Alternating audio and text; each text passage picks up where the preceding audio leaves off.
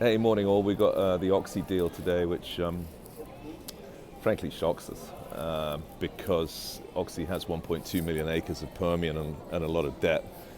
And why you would then add a lot more debt for an additional position at this point of the cycle?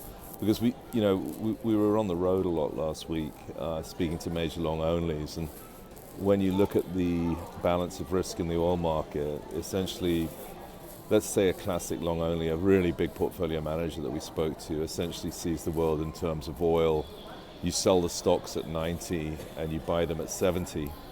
So theoretically, we're towards the bottom of that range and you would be buying the stocks.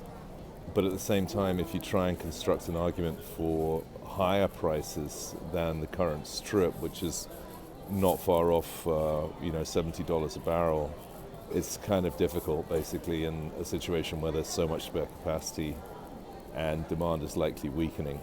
Although we haven't really liked the theory that we're in a rolling recession, which is to say different sectors of the economy are going into recession and coming out, and trucking and canning, packaging are actually kind of coming out of recession, and we like the idea that this recession is going to be a roller. It's not going to be a simple, soft landing, hard landing, no landing type definitive situation, but rather a rolling situation. But anyway, that's beside the point.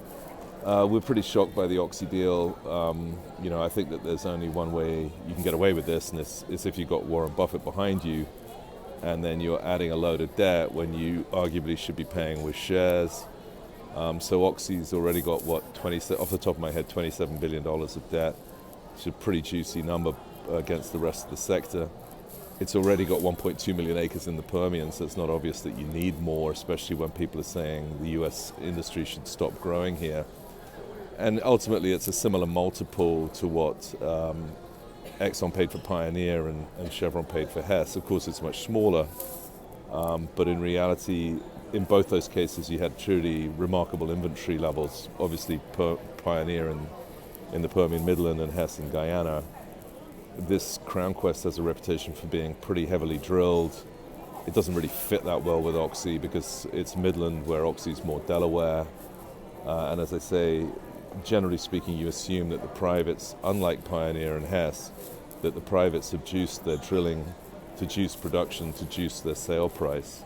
And so this just doesn't have the inventory depth that we'd expect when you're paying the same multiple that Exxon and Chevron paid for Hess and Pioneer.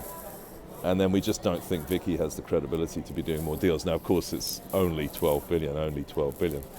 But in reality, we think without Warren Buffett, this deal would never be allowed to go ahead. And as we say, we're critical of the structure because adding more debt doesn't make sense to us. We think these deals should be done the way Exxon and Chevron have done them, which is with a lot of equity.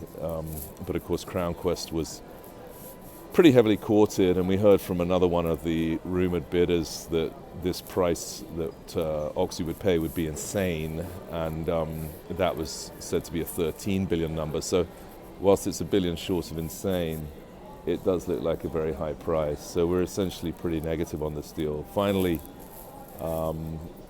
based on what happened last time Oxy did a major deal, this could be very bad news for oil prices. Of course, that's just kind of a gut feeling or, gambler's intuition, but it's like, if Oxy's back to doing deals, this could be a very bad year for oil prices coming up over the next year.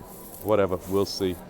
Have a great week. I'm at JFK. My flight's a bit delayed, but should be leaving soon. Thanks.